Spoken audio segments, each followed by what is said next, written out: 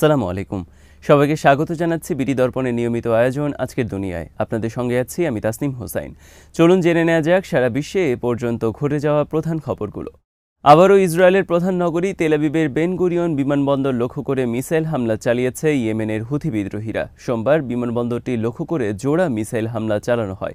Houthi Ansarullah গ্রুপের মুখপাত্র ইয়াহিয়া সারি জানিয়েছেন, তাদের যোদ্ধারা তেল আবিবের বেন গুরিয়ন বিমানবন্দর লক্ষ্য করে একটি মাঝারি পাল্লার জুলফিকার ব্যালিস্টিক মিসাইল এবং একটি প্যালেস্টাইন 2 হাইপারসনিক ব্যালিস্টিক মিসাইল ছুড়েছে। হামলা দুটির লক্ষ্য অর্জিত হয়েছে বলে তিনি দাবি করেন। আল মায়াদিনের খবরে বলা হয়েছে, সোমবার রাত 8টার দিকে ইসরায়েলের মধ্যাঞ্চলীয় কয়েকটি শহরে সতর্কতামূলক সাইরেন বেজে উঠলে নাগরিকদের মধ্যে আতঙ্ক শুরু হয়। তারা ভূগর্ভস্থ বম শেল্টারে আশ্রয় নেওয়ার জন্য ছোটাছুটি করতে থাকে। 30টিরও বেশি ছোট বড় শহরে এদিন হামলার সতর্কতা জারি করা হয়। নতুন করে যুদ্ধ শুরু হওয়ার পর এই নিয়ে ষষ্ঠবারের মতো তেল আবিবের বিমানবন্দর লক্ষ্য করে হামলা চালালো হুথি বিদ্রোহীরা। এসব হামলার কারণে কয়েকবার বিমানবন্দরের কার্যক্রম বন্ধ হয়ে যায়। এছাড়া সোমবার লোহিত সাগরে মার্কিন যুদ্ধজাহাজের বহর লক্ষ্য করেও ড্রোন ও মিসাইল হামলা করা হয়েছে। বিমানবাহী রণতরী ইউএসএস হ্যারি ট্রুম্যান ও তার সঙ্গে থাকা ক্যারিয়ার স্ট্রাইক গ্রুপের সঙ্গে কয়েক ঘন্টা ধরে লড়াই চলে হুথি রকেট ফোর্সের। ব্যালিস্টিক মিসাইল, ক্রুজ মিসাইল এবং একটি একমুখী অ্যাটাক ড্রোন দিয়ে একের পর এক হামলা চালায় যোদ্ধারা। তবে মার্কিন বিমান বাহিনী দাবি করে তারা সবগুলো হামলা প্রতিহত করেছে। এদিকে উত্তর গাজা থেকেও ইসরায়েলের ওপর রকেট হামলা করেছে। টাইমস অফ ইসরায়েল জানিয়েছে, সেদরত এবং আশপাশের আবাসিক এলাকাগুলোতে সোমবার সন্ধ্যায় 2 দফা সাইরেন বেজে ওঠে। তবে ইসরায়েলি সেনাবাহিনী দাবি করছে তারা সফলভাবে হামলা মোকাবেলা করেছে, যে কারণে হামলায় কোনো হতাহতের ঘটনা ঘটেনি। গাজা ভিত্তিক প্রতিরোধ সংগঠন ইসলামিক জিহাদ এই হামলার দায় স্বীকার করেছে। 2 ইসরায়েলি জিম্মিকে নিয়ে নতুন একটি ভিডিও প্রকাশ করেছে ফিলিস্তিনি প্রতিরোধ আন্দোলন হামাস। ভিডিওতে দেখা গেছে 2 জিম্মি সুস্থ আছেন, তারা কথা বলছেন, তবে তাদের ওজন কমেছে। ভিডিওতে 2 জিম্মি দ্রুত তাদের মুক্তির আবেদন জানিয়েছেন। 7 অক্টোবরের হামলায় হামাসের যোদ্ধারা ইসরায়েলের নোভা মিউজিক ফেস্টিভ্যাল থেকে ধরে নিয়ে গিয়েছিল। ভিডিওতে তারা বলেন, গাজার পরিস্থিতি খুবই মানবেতর। হামাস আমাদের সব চাহিদা পূরণ করলেও এখানে সবকিছুর সংকট রয়েছে। সীমান্ত ক্রসিংগুলো বন্ধ করে দেয়ায় গাজা প্রয়োজনীয় সামগ্রী ঢুকতে পারছে না, যে কারণে আমরা পর্যাপ্ত খাবার পাচ্ছি না। ইসরায়েলি সরকারের উদ্দেশ্যে তারা বলেন, আমাদেরকে মুক্ত করুন। এখানে আমরা যদিও সবকিছু পাচ্ছি, কিন্তু আমাদের দ্রুত মুক্ত বাতাসে নিঃশ্বাস নিতে চাই। যেভাবে আপনারা হামলা চালাচ্ছেন তাতে যে কোনো সময় এসব হামলায় আমাদের প্রাণ চলে যেতে পারে। ভিডিওটি প্রকাশের পর 2 জিম্মির পরিবার বেনিয়ামিন নেতানিয়াহু ও ডোনাল্ড ট্রাম্পের প্রতি আহ্বান জানিয়েছে যুদ্ধবিরতি কার্যকর করে তাদের মুক্তির ব্যবস্থা নিতে। পরিবারের বিবৃতিতে বলা হয়, এই ভিডিও প্রমাণ করে তাদের দ্রুত মুক্ত করা দরকার। তারা ক্ষুধার্ত, তারা অসুস্থ। ট্রাম্প ও নেতানিয়াহুর উদ্দেশ্যে তারা বলেন, মনে করুন এই জিম্মিরা আপনাদের সন্তান, আপনাদের পিতা বা আপনাদের নাতি, যারা দিনের আলো দেখতে চায়। তাদের মুক্তির ব্যবস্থা করুন। গাজার মানবেতর প্রতিরোধ সংগঠন হামাসের হাতে এখনও 50 জনের বেশি ইসরায়েলি জিম্মি আছে বলে মনে করা হচ্ছে। হামাস জানিয়েছে, শর্ত মোতাবেক যুদ্ধবিরতির দ্বিতীয় ধাপ বাস্তবায়ন ছাড়া তারা আর কোনো জিম্মিকে মুক্তি দেবে না। অধিকৃত পশ্চিম তীরে 13টি ইহুদি বসতি এলাকাকে আশেপাশের এলাকাগুলো থেকে আলাদা করার ঘোষণার একটি পরিকল্পনা অনুমোদন করেছে ইসরায়েলের নিরাপত্তা বিষয়ক মন্ত্রিপরিষদ। ইসরায়েলের অর্থমন্ত্রী বেজালেল স্মোট্রিচ জানিয়েছেন এই কথা। সামাজিক যোগাযোগ মাধ্যম এক্সে দেওয়া এক পোস্টে স্মোট্রিচ এই পদক্ষেপ সম্পর্কে লিখেছেন, বসতি এলাকাগুলো শেষ পর্যন্ত স্বাধীন হিসেবে স্বীকৃতি পাবে। পশ্চিম তীর জুড়ে কয়েক হাজার আবাসনের অনুমোদনের পর এমন পদক্ষেপ নেওয়া হলো। এই ইসরায়েলি মন্ত্রী এক্স পোস্টে লিখেছেন, আমরা বসতিগুলোতে স্বাভাবিক অবস্থা ও নিয়ন্ত্রণ নিশ্চিত করার বিপ্লব চালিয়ে যাচ্ছি।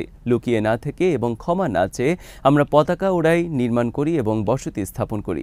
জুডিয়া ও সামারিয়ায় প্রকৃত সার্বভৌমত্ব নিশ্চিত করার ক্ষেত্রে এটি আরেকটি গুরুত্বপূর্ণ পদক্ষেপ। জুডিয়া ও সামারিয়া বলতে গোটা পশ্চিম তীরকে বুঝিয়ে থাকে ইসরায়েল। 2023 সালের 7 অক্টোবর ফিলিস্তিনের স্বাধীনতাকামী সশস্ত্র সংগঠন হামাসের নেতৃত্বে ইসরায়েলে হামলা হয়েছিল। যে হামলার পুনরাবৃত্তি হওয়ার আশঙ্কায় পশ্চিম তীরের নিয়ন্ত্রণ হস্তান্তরের বিরোধিতা আরও জোরালো করেছে ইসরায়েল। ইসরায়েলি সেনাবাহিনী বলছে, তারা পশ্চিম তীরে সন্ত্রাস বিরোধী অভিযান চালাচ্ছে এবং সন্দেহভাজনদের নিশানা করছে। আন্তর্জাতিক বৈধতা ও সিদ্ধান্তকে তোয়াক্কা না করে বসতিগুলোকে আলাদা করা এবং সেগুলোকে স্বাধীন বসতি হিসেবে স্বীকৃতি দেওয়ার সমালোচনা করেছে ফিলিস্তিনি পররাষ্ট্র মন্ত্রণালয়।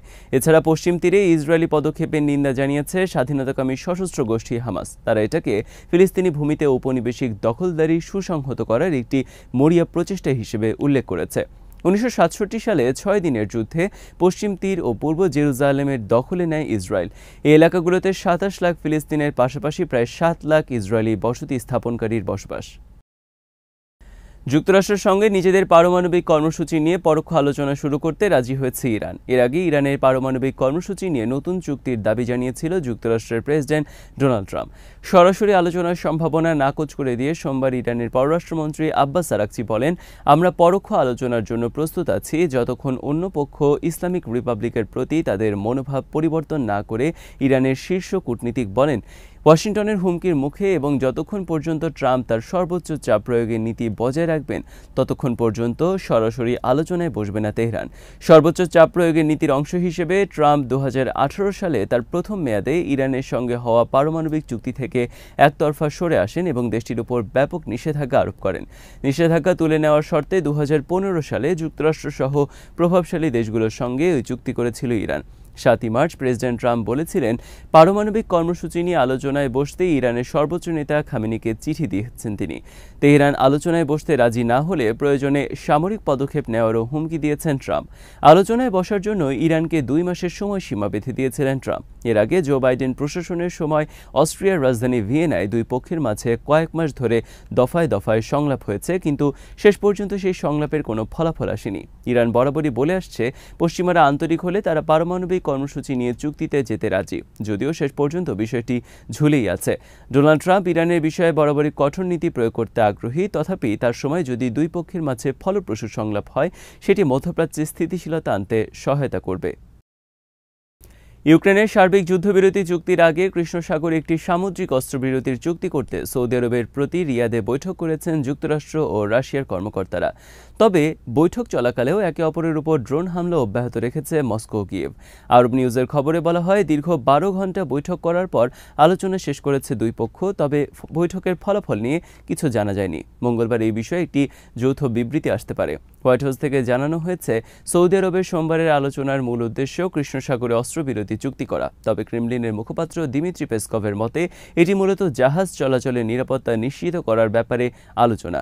এর আগে যুক্তরাষ্ট্রের প্রস্তাবিত 30 দিনের সার্বিক যুদ্ধবিরতির তুলনায় কৃষ্ণ সাগরে অস্ত্রবিরতির পরিকল্পনাটি অনেকটা সীমিত পরিসরের। রয়টার্সের মতে যুদ্ধবিরতি সার্বিকভাবে বিরতি দেওয়াতে এখনও যে রাশিয়ার সম্মতি নেই, এই আলোচনায় তারই ইঙ্গিত দেয়। 2022 সালে যুদ্ধ শুরুর পর থেকে কৃষ্ণ সাগরে রুশ নৌবহরের ওপর ব্যাপক আক্রমণ চালিয়েছে ইউক্রেন। এসব হামলার কারণে এক পর্যায়ে ক্রিমিয়ার নৌঘাঁটি থেকে বেশ কিছু জাহাজ সরিয়ে নিতে বাধ্য হয় মস্কো। ইউক্রেনীয় বন্দরগুলোতে রাশিয়া আক্রমণ চালালেও এখনও ওডেসা অঞ্চলের প্রধান 3টি সমুদ্র বন্দর থেকে কৃষ্ণ সাগর হয়ে শস্য, লোহা ও অন্যান্য পণ্য রপ্তানি করে যাচ্ছে কিয়েভ। তবে যুদ্ধের আগে ইউক্রেনের অন্যতম প্রধান রপ্তানি কেন্দ্র মিকোলাইভ বন্দর এখনও বন্ধ আছে। এ কারণে চলতি মাসের শুরুতেই ইউরোপীয় নেতাদের কাছে নৌ ও আকাশপথে অস্ত্রবিরতির আহ্বান জানিয়েছেন দেশটির প্রেসিডেন্ট জেলেনস্কি। ইস্তাম্বুলের মেয়র ইকরিম ইমামোগলুকে কারাগারে পাঠানো ঘিরে যে বিক্ষোভ শুরু হয় তাকে সহিংস আন্দোলনের রূপ নিয়েছে বলে দাবি করেছেন তুরস্কের প্রেসিডেন্ট এরদোয়ান। আঙ্কারায় দেশটির মন্ত্রিসভার বৈঠকের পর সাংবাদিকদের সঙ্গে আলাপকালে এরদোয়ান বলেন, আন্দোলনে পুলিশ কর্মকর্তাদের আহত হওয়া এবং সম্পত্তির ক্ষয়ক্ষতির দায় প্রধান বিরোধী দলকে নিতে হবে। সন্ত্রাসী কর্মকাণ্ডের সংশ্লিষ্টতা ও দুর্নীতির অভিযোগে গত বুধবার গ্রেপ্তার হয় ইস্তাম্বুলের মেয়র ইকরিম ইমামোগলু। তাকে ভাবা হয় পরবর্তী নির্বাচনে প্রেসিডেন্ট এরদোয়ানের প্রধান প্রতিদ্বন্দ্বী। ইমামোগলুর গ্রেপ্তারে 1 দশকেরও বেশি সময় পর তুরস্কের সবচেয়ে বড় বিক্ষোভ ছড়িয়ে পড়েছে। রোববার দেশটির একটি আদালত ইমামোগলুর বিচার মুলতবি ঘোষণার পর দুর্নীতির অভিযোগে তাকে কারাগারে পাঠানোর নির্দেশ দিয়েছেন, যদিও তার বিরুদ্ধে আনা সব ধরনের অভিযোগ অস্বীকার করেছেন এই নেতা। এই ঘটনার পর বিভিন্ন শহরে বিক্ষোভ করেছেন বিরোধী দল সিএইচপির সমর্থকরা। স্বরাষ্ট্রমন্ত্রী আলী ইয়ারলাকিয়া বলেছেন, বিক্ষোভ চলাকালীন অন্তত 123 জন পুলিশ কর্মকর্তা আহত হয়েছেন। সরকার রাস্তায় সন্ত্রাসী কর্মকাণ্ড বরদাস্ত করবে না বলেও হুঁশিয়ারি দিয়েছেন তিনি। বিক্ষোভ শুরু হওয়ার পর থেকে গত 5 দিনে 1133 জনকে গ্রেপ্তার করেছে তুরস্কের কর্তৃপক্ষ। মন্ত্রিসভার বৈঠকে এরদোয়ান বলেন, নাগরিকদের উস্কানি দেওয়া বন্ধ করা উচিত সিএইচপির। তাদের প্রধান প্রদর্শনী শেষ হওয়া পর্যন্ত বন্ধ হবে এবং তারা দেশে যে ক্ষয়ক্ষতিকর কাজ করছে তার জন্য তারা লজ্জাবোধ করবে। এদিকে দুর্নীতির অভিযোগে গ্রেপ্তার সত্ত্বেও ইমামোগলুকে পরবর্তী প্রেসিডেন্ট নির্বাচনের প্রার্থী ঘোষণা করেছে তার রাজনৈতিক দল সিএইচপি। সোমবার দলের একজন মুখপাত্র এএফপিকে এই তথ্য নিশ্চিত করেন। তুরস্কের বিভিন্ন অঞ্চলে দলীয় প্রাইমারি শেষে এই প্রার্থিতা ঘোষণা করা হয়। আজ এখানেই শেষ করছি। সবাই ভালো থাকুন, সুস্থ থাকুন আর দেখতে থাকুন বিডি দর্পণ। চ্যানেলটি ভালো লাগলে সাবস্ক্রাইব করুন, সংযুক্ত থাকুন আমাদের ফেসবুক পেজে। আল্লাহ হাফেজ।